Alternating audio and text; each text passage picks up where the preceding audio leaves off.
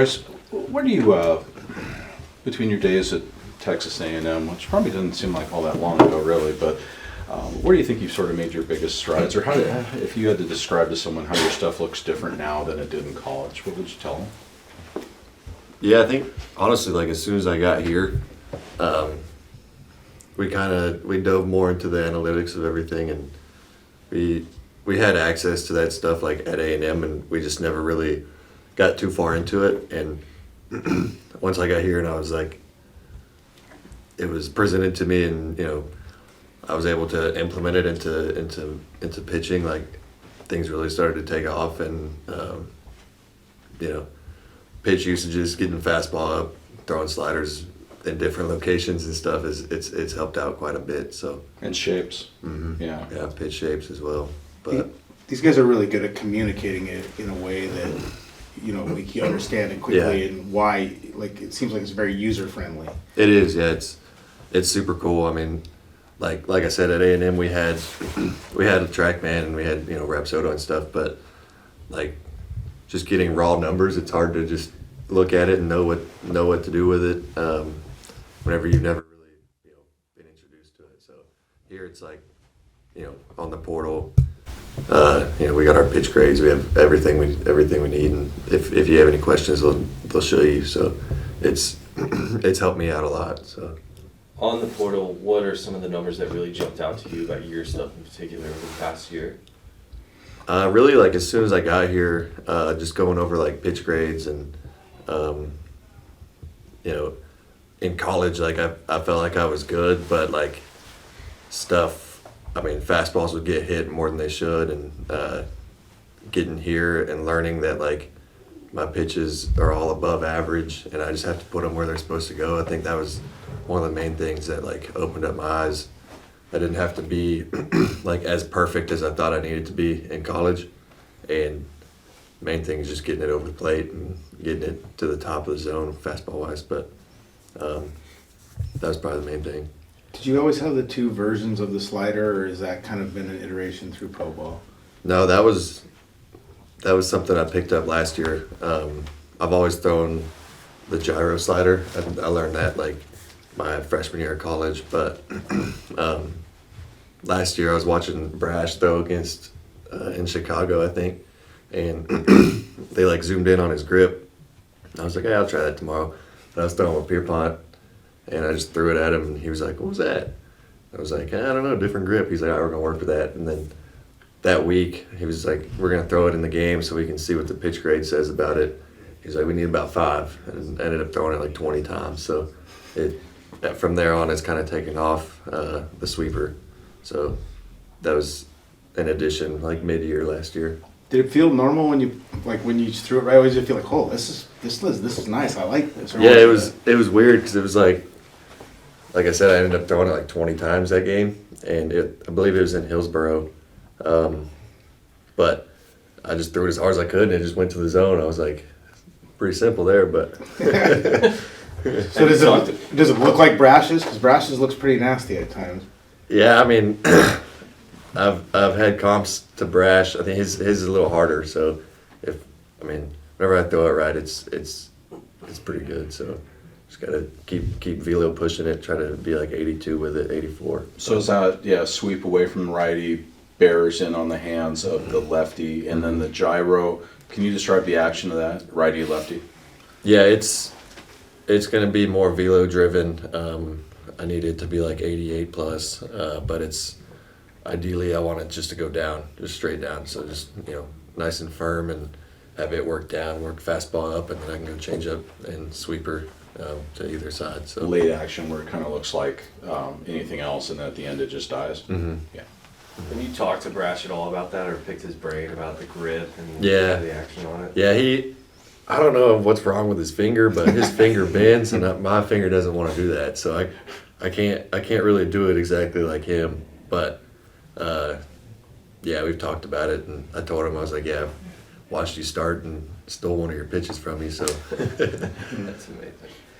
Hey, Jerry and Justin and some of the guys in the front office have talked about, we're gonna potentially break camp with our 13 best arms. when you hear something like that, how motivating is it for you to show up in camp and, show your stuff and really fight for a potential spot on this roster? Yeah, no, I mean, it's exciting. Really going into this season, coming off of last year, I'm excited and ready to go. Last year was a successful year. I had, I was healthy all year, which I was blessed to be healthy all year and able to build all off season and just excited to come out and throw against big leaguers and see the stuff actually play. So I'm ready to go. Did your family get a chance to come watch you in Little Rock quite a They bit? did. Because that's about 3 hours. It's like 7, but Oh, it's still like it depends on how fast you drive. I guess. yeah. It's a Texas road trip. Right. As well. Yeah, no, it's way closer than the 30-hour drive to Seattle. Oh God. So, Yeah. But I imagine they came out. they did. They made it a couple of times. Yeah. Bryce, I don't think we don't really know a lot about you because young guy. Like, what do you do for fun? Like in the off season, just hang out. What do you do? Yeah, no, I spent this off season in College Station for the most part. It's only like 2.5 hours from my hometown, but it's a good spot because I like to hunt. I like to duck hunt. I like to deer hunt, and we have a property in Del Rio that my grandpa's had. It's like 4 hours from there. It's on the border, and then I can go south about 2.5 hours and be on the coast and duck hunt. So I'm in the middle. I'm in a good spot, and then I got 2 hours to my house where I can see family and friends and stuff. But those are the main things I get into. I try to golf a little bit, but it's more of like hit it as hard as I can and then try to go find it and just play around. So But- you're not a George Kirby oh golfer? no, Okay. Yeah, don't You're play just- with him. no, he wouldn't have fun with me. Yeah, it's just typical Texas kid then. Yeah, yeah. Okay. So then if you got walkout music, it's country music, right? Yeah, it was last year. Last year it was Whiskey Myers. So Oh Quality, God. man. Yeah. There we go. Favorite, my Yeah. favorite. Yeah, he's They're big playing into here on the 17th. are they? Yeah, March 17th. Maybe you should hook him up with the tickets. Yeah. I have 2 tickets. I was gonna give them to Cal, but Me and Cal go on a date over there. well, it appears that Cal goes on everybody else's dates. Yeah. So. Bryce, do you allow yourself to think about how close you could be to your big league debut, or do you just have to, like it's there? I mean, you're gonna right there. If they, Yeah. do you allow yourself to think about it, or you got to just stay focused in the moment?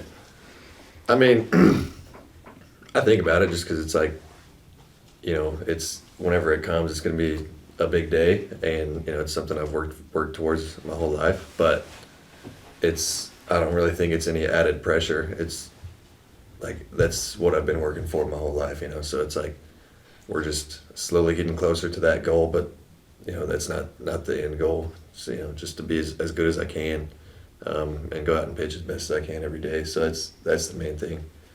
Wherever that is, so be it. But Was it weird seeing your name like on all these prospect lists and the top 100s and stuff like that? I mean, like it started to go like when you first got drafted, you just do the through hard, and then all of a sudden, Yeah. now it's all moved up. not really. I mean, I kind of had a weird path to here, and I always kind of felt like I had more, that I could do more, and it's finally starting to come together and starting to be more recognized. So it's I wouldn't say it's weird. It's just for me, it's more like I'm starting to get the spotlight more than I'm starting to put everything together and become more of a pitcher on the mound and actually like pitch instead of just throw. I mean, I'd say pretty much all of college I just got up there and threw. So Several guys that come into this organization, they just talk about a whole world of pitching opening up, a whole different thinking about what it is you're doing on the mound and why you're doing it, even in your preparation. Has that been the case too? Even in the workouts and stuff? yeah, I mean, I'd say like college, it was doing class, trying to work on my finance degree, doing all that stuff, trying to gain weight, but like never really being able to gain weight. And once I got to pro ball, I was able to kind of, obviously I only focus on baseball, so it's like everything started, like I said, it started to come together. I was able to put weight on. Last year I was healthy all year. My arm felt good. yeah, I mean, it's definitely way different whenever it's all I do every day instead of having all the extra things to do. But So this is putting weight on. What do you weigh? Like 150 pounds? I mean, like, yeah, I'm like yesterday I was 202, so really? yeah, we're getting there. We're getting there. I can't. Whenever I went to A&M, I was 170, and then when I got drafted, I was like 180, 185. So we're climbing. Well, where do you want to be? Like 220 or what? Or 210? I mean, I'm pretty happy where I am right now. 210 ideally, but that'll probably take another year or so.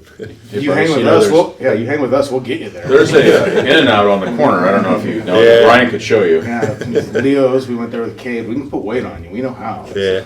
You got spots. But is that kind of stuff important just for like looking at the scouting reports? Everybody talked about your build and durability.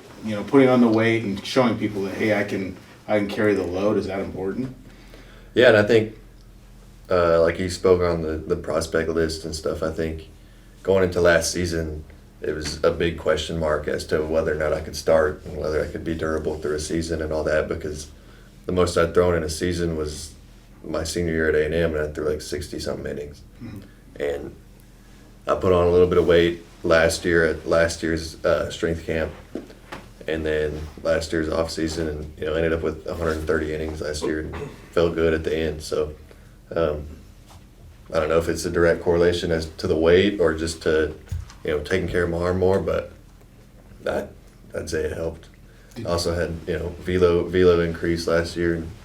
I don't know. Hopefully, a little more weight. Go throw a little more innings this year. Maybe more velo. We'll see. Did you feel any fatigue at all when you go in as much as you did, or did you ever? Was there ever a stretch? Because like some guys will get a stretch about August where they feel it and then they get a little boost. I think really like the first month in Arkansas, right after I hit the 100 inning mark, velo kind of dropped on average by like a mile or two, or a mile and a half, but from like 100 to 120, it's just kind of sore more than it was at first. But then really from my last like 15 innings, I was good. I get a little second wave, so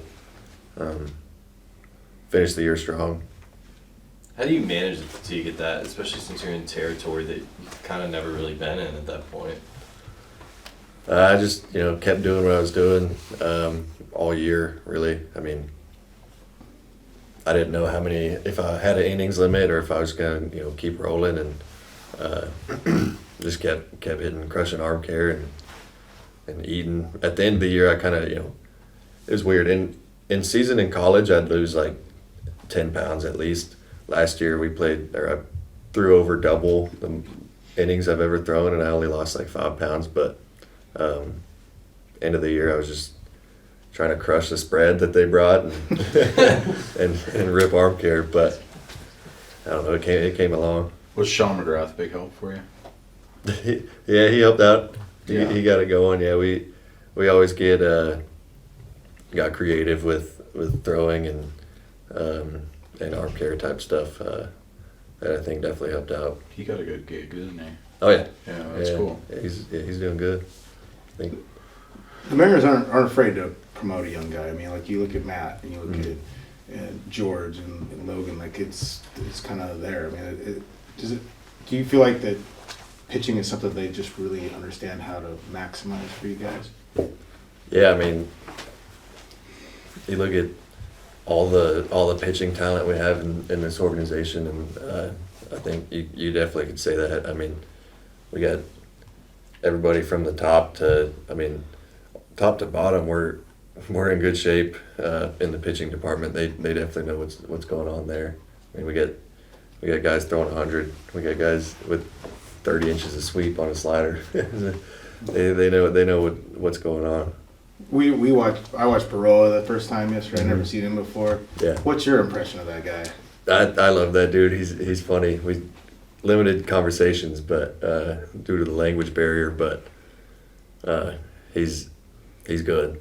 Whenever he's in the zone, I mean, I would hate to be a hitter. He's fastball up at 99 and then slider at 90 at the bottom. just falls out. And he came into camp this year with a changeup, which he didn't have last year. So we'll see what he does with that. But I'm excited for him. He throwing 99 out here yesterday with 10 people watching. Imagine in the stadium, everybody watching him be letting it rip.